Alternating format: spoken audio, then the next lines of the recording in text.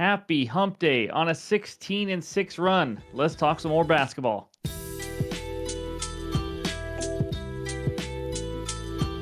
What's going on, everyone? Welcome back in to another episode for Just a Bet Outside. I'm your host, Steven, and we're back to talk some more NBA. It was a 3-3 day. We lost a little bit yesterday.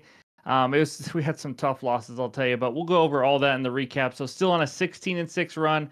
Let's keep it rolling. But quick reminder, these videos have a ton of research help for you guys. I know there's been people leaving comments how they've gotten some winners just from the matchups alone and all that. So be sure to check that out as well. It's not just I'm here to give you as much info as possible for you to make your own bets, which I think most videos are for as well. So I just want to remind you there are some hidden gems also in some of the research help, and we got a lot of that for you today as well. But only an 8-game slate today, no NBA Cup games. Before we get into it, of course, Outlier. Any graphics you see in this video are from that app.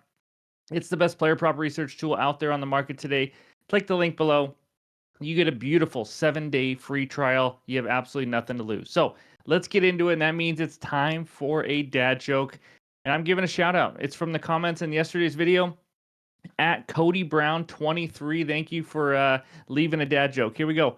Why did the pony ask for a glass of water? Because he was a little horse. That's pretty good. Anyways, in this video, we're going to recap yesterday, and then we're going to talk defenses versus small forward position, the good and bad matchups today.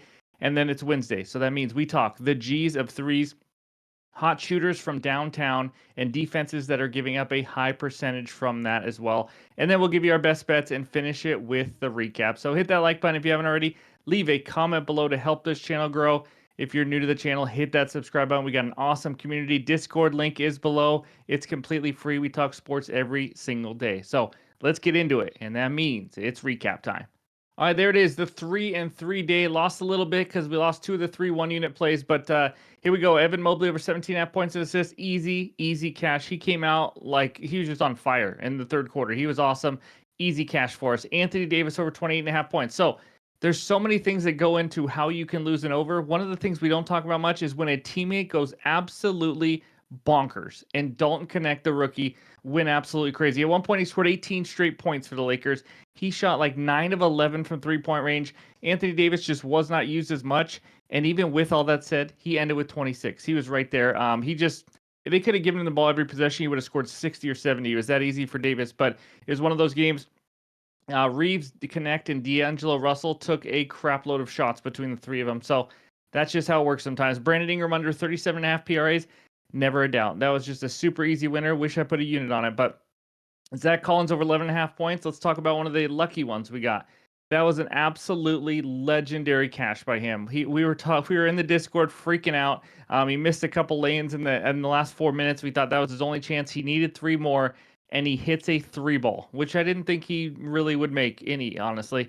He hits a 3-ball to score 12, and we cash. It was beautiful. This one also hurt the other way. Ben Simmons over 5.5 assists, lost on the hook. Halfway through the third quarter, he had 5 dimes. Never again. I did see him in the fourth quarter do a little dribble handoff to Cameron Johnson. He absolutely bricked it. The next possession, someone else does the same thing. Nothing but net. It is what it is, guys. You need some luck on these. So that one was a tough 1-unit loss on the hook. Chris Paul under 7.5 assists, just a terrible read. It was either Chris Paul over points or under assists. I picked the wrong one.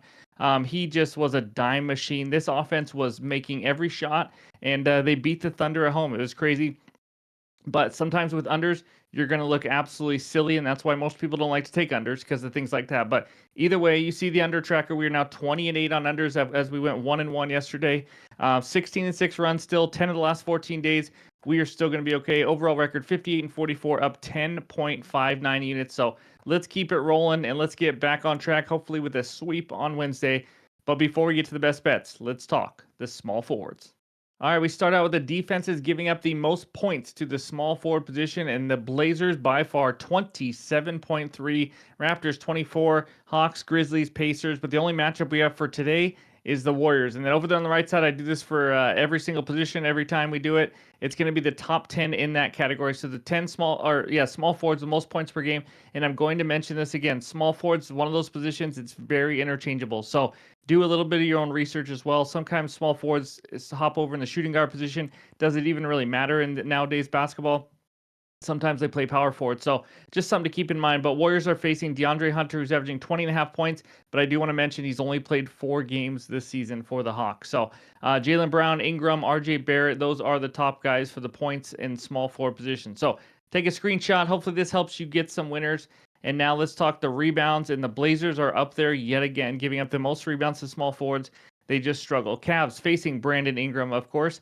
6 rebounds per game. Cavs giving up 8.5. Both teams on the second night of a back-to-back after losses. And then the Knicks down there at 10th, facing Royce O'Neal. I believe he plays small forward, guys, but obviously if I'm wrong, I think he's played all 2 or 3 positions, honestly. But Royce O'Neal, 6.2 rebounds per game, and the Knicks 8.3. So that's the matchups for rebounds. Now let's check out the assists, and we have absolutely no assists matchups. And honestly, to small forwards, I don't know if there really is any great matchup where you look at assists for small forwards. It's a little bit of luck as well, but that's what we got for the small forward position and the overs for good matchups. Now let's look at the tough matchups this year. So far this year, fewest points per game given up to small forwards. Magic. Then we got the Spurs. How about that? Rockets, Bucks. Now, as you can see, the teams that are highlighted are the teams that are playing today, just to kind of help you out. And you see over there on the fewest rebounds, the Lakers 6.3, Kings, Pacers, Raptors, and Rockets. So hopefully this helps you, get some winners, whether it's a part of your handicap for some unders, or if you'd like the other 3 slides to help you get some overs and things like that. Just something to keep in mind. Take a screenshot and just kind of use it throughout the week. And we give this for every position throughout the week, every single time. So that's what we got for the small forward position. And now let's talk the G's of threes. All right, let's talk some hot shooters. We got 2 pages every single Wednesday. We like to give you the best 3-point shooters in the last 8 games. So just keep that in mind. And now some might be a little under 8 games. You will see it marked there just so you guys have an idea how many they're shooting per game. But the minimum required for this is 40 or more 3 balls attempted and shooting 40% or higher. And we added last year, the defense is giving up the highest 3-point percentage in the last 8 games, just to kind of help you out with matchups and stuff. But Malik Beasley, Tyler Hero, who's having a good season. Donovan Mitchell's played in 7 games, 43.7. What Bananas, 40.8%. Obviously, is dealing with an injury as well. So on and so on. But you see the one in green down there. It's the highest 3-point percentage in the last 8 games for 40 or more 3 attempted. And it's Norman Powell, 52.5%. But he is going to be out actually on Wednesday. So just keep that in mind. But other than that, Champagny, we bet on him a couple times. Michael Porter, Dunkin' Donuts, so on and so on. How about the 20-year-old rookie, Jared McCain, 27 for 61, 44.3%. And this was all going into Tuesday, just so you know. So maybe Dalton Connect is on here now after 9 for 11. But anyways, that's page 1. Take a screenshot. Let's check out page 2 now. And we got Mr. Buddy Hield, 42.9%. Cooled off a little, but how about Darius Garland, 50% from 3? And he was absolutely ice cold versus the Celtics. Holy smokes, that was ugly. They'd probably win if he figured out a way to shoot that game. But Cat right there, we may be talking about him a little later. De'Aaron Fox having a great little last week so far. Colin Sexton, 50% from 3-point range on 43s. And then there's all the rest of the guys. Cam Thomas, who was a weird late scratch for the Nets on Tuesday as well. But take a screenshot. There's all the matchups on the right. Hopefully helps you get some winners, whether it's points, whether it's 3-pointers made, because I know a lot of people like to bet those as well. But that's all we got for the research help. And now it's time for the best bets. All right, this first one takes us out to Milwaukee, Wisconsin, where the Bucks are hosting the Bulls. Bucks -8, 236.5 for a total. I'm going with the man, the myth, the legend. Give me Giannis, the Greek freak, over 42.5 points plus rebounds at -115 on Bet365. This can be half unit play. I'll explain at the end why I like it for half unit instead of 1 unit. But he's averaging 43.8 PRs per game this season. This is not a huge ask for Giannis. So let's take a look in Outlier at kind of some of the numbers and what we're looking at. So if we start out with 2024, you can see he's over in 6 of 13. It's like 50%. Nothing great there. But he is over 5 of 10 with Dame, just so you guys know. But to me, this is all about the matchup. And if you go over there, power forwards, you see they're struggling. It's in green because we have an under. Those are good matchups for power forwards, but that's not really the only reason. The Bulls just struggle in general. They have no rim protectors whatsoever. Let's look at the Giannis's head-to-head now against the Chicago Bulls. Absolutely crushed it. Over in 4 of the last 5. One was just recently on October 25th this year where he had 38 and 11. That's right. Absolutely crushed this at 49 PRs. He dominates them. So let's talk just overall There's lots of reason why I like this matchup. First, the Bulls play at the fastest pace in the NBA, which we haven't talked about. That is huge, especially for a guy like Giannis. The Bulls have given up the fifth most fast break points. Huge again. If you've watched Giannis play, you know he takes like 3 steps and he's all the way down the court already dunking the ball. He is incredible in transition. They also, this is another huge part, the Bulls are the worst team defending the paint and the restricted area, all of it. They have given up the most points in the entire NBA to their opponents in the paint. We all know Giannis is not a jump shooter. He is a guy who gets to the paint and uses his length and finishes. So it's all just such a great matchup. That's why you've seen him crush this over and over. Vucevic and these boys, I don't think will do much. Now, why the half unit? I'm a little worried about a blowout. That's really all I can say here. It's hard to predict a blowout here. But the Bulls, I do think, can keep this competitive. I really would lean probably the +8 for the Bulls here, but you never know. The Bulls play at a style where they can play with anybody, or they could get absolutely dominated because they play so fast, don't play great defense.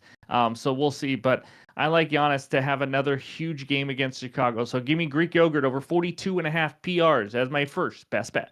All right, this second one takes us out to the desert where the Phoenix Suns host the New York Knickerbockers. Knicks -5.5. Total is 222.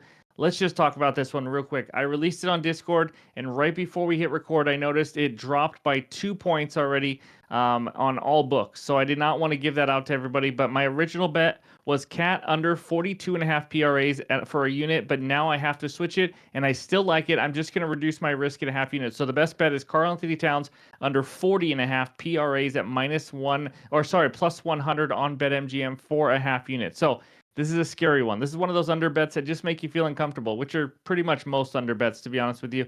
He's been really good lately, that's for sure. It's the ultimate sell high spot, in my opinion. As you can see by this outlier screenshot, though, he's under this line in 8 of 13 games, under in 3 of the last 5. The 2 overs recently against the Chicago Bulls. We talked about it. They don't play a lot of defense. They play at the fastest pace. It's one of the easiest matchups out there in the NBA. He went 6 for 12 from three-point range in that matchup. You cannot count on him just shooting 50% from three-point range. And then he also went over versus the Nets where he had 15 rebounds and 6 dimes. That's not something he does all the time as well.